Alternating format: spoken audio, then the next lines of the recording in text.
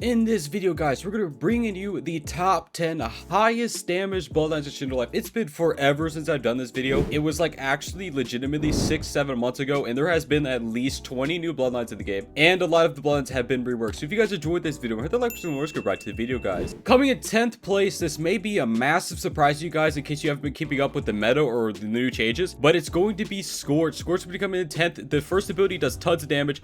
Second ability does 22,000. You know, that may not seem like a lot, but it's on a 4-second cooldown. Yeah, 4-second cooldown. So you can literally just run around, spam this ability, tons of damage. Then you have the third ability, which does 62,000 damage. Yes, 62,000. So all of the Scorch abilities combined, this is unmoded damage, by the way. Unmoded combined, they'll do over 100,000 damage. So yeah, for an EKG, that is a lot of damage. Coming in 9th place is going to be Sunbokuu. As you guys probably expected, Sunbokuu is going to be on this just because Sunbokuu does tons of damage. First ability, obviously, one of the highest single damage abilities in the game, does 65 damage in a burst. It is actually beaten by one ability, one mode spec, but yeah, it does a lot of damage. You obviously do have the stun here, which also does a lot of damage, obviously. And then when they hit you, it will be a counter ability, and then they hit you. But the counter would do 60,000 damage if they hit you. So, and then you have the C spec here, launches them up in the air, and it does a lot of damage to them. You know, it's gonna do a giant damage burst to them. Boom, straight into their face, man. And then obviously you do have the web spec here, which also does a lot of damage too, and actually affects more than one people, so you know that's pretty great as well. Coming in 8th place is going to be Naramaki. Naramaki's coming in 8th place, but you know, you guys know, third ability, obviously super high damage ability. It does 100k damage in mode. You know, it is what it is. It does tons of damage. Second ability also does a lot of damage and is a block breaker. You know, two big 25k, then 11k, big damage burst. And then the first ability, another huge damage burst. It's 60,000. And then obviously you do have the C spec, you know, blah, blah, blah, blah, blah. Naramaki, one of the highest damage bloodlines of the game. But when you go into the third mode, I mean, the second, the Baron mode or whatever you want to call it, that's when the damage starts to rack up. I mean, like, seriously, the M1s, obviously the chi drain, you know, that's cool and all. But you do have the weapon spec here, 60,000 damage. Yes, 60,000. Then you obviously have insane nin boost, insane, you know, insane boosts all around. You do have another C spec that also does a lot of damage. And then you have another throwable. I literally, she was full HP, and instantly died from me just cycling through Naramaki's ability. That's how much damage this bloodline does. Now, the reason why it doesn't rank higher is because the mode is time limited. So in theory, it actually does less damage than other ones, unless you're constantly using the mode, so you're constantly resetting. But it is one of the highest damage bloodlines of the game. Coming in 7th place is going to be Forged Rengoku. You guys know this is going to be on this list. The Z spec is one of the highest damage mode specs in the entire game.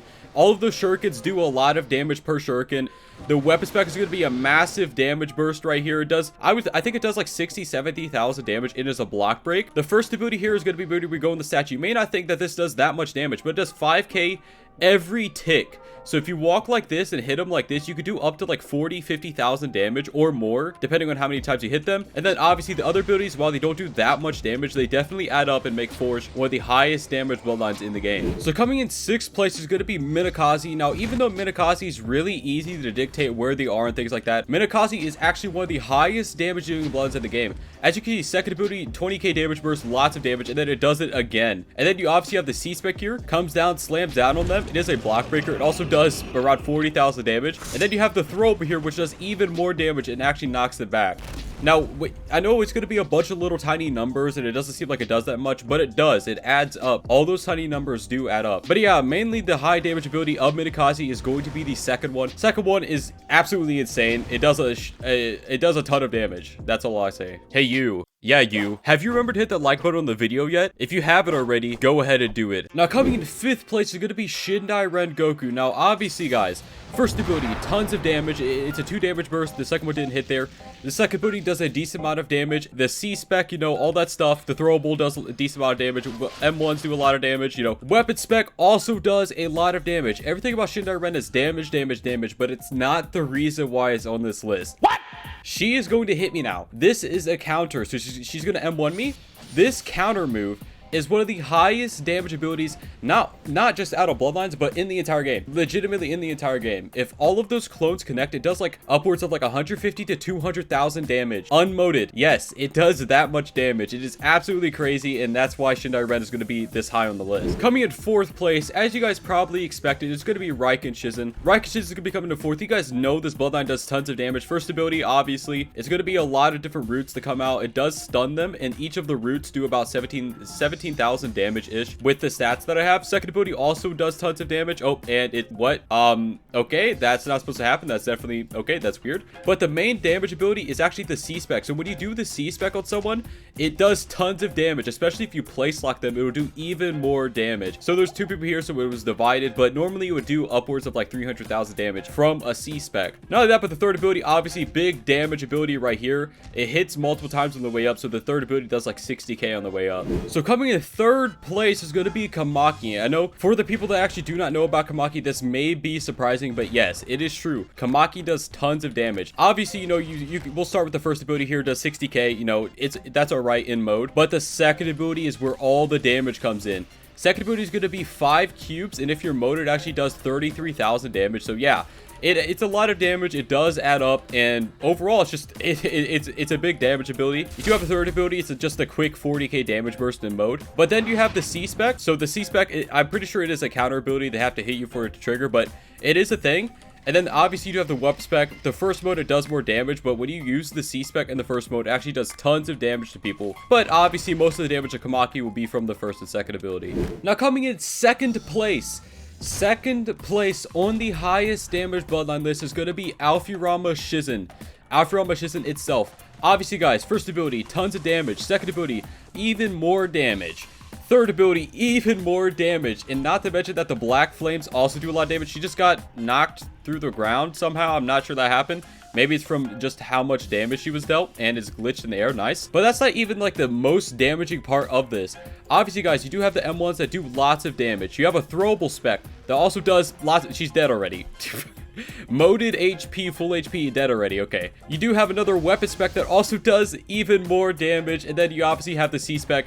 C-Spec's kind of like a Giovanni Shizen C-Spec, but just less damage than Giovanni Shizen. But overall, Alfirama Shizen is the 2nd highest damage bloodline in the game. Especially when you consider all the abilities combined, it is absolutely crazy. Now, honorable mention, what is going to be Karada. Karada's C-Spec is, I'm pretty sure it's the single highest single damage ability in the game. By single damage, I mean 1 damage proc. Look, almost 100,000. 1 ability. I'm just going to let you guys bask in the glory of that. That is absolutely stunning. But other than that, Karada also does a lot of damage with the obvious, you know, first ability. M1s also do tons of damage. Second ability also does absolute tons of damage. I'm pretty sure Karada is by far like one of the highest damage abilities in the like bloodlines in the game when you don't factor in cooldowns or anything like that. Like, she's just dead. She was moded. She's dead.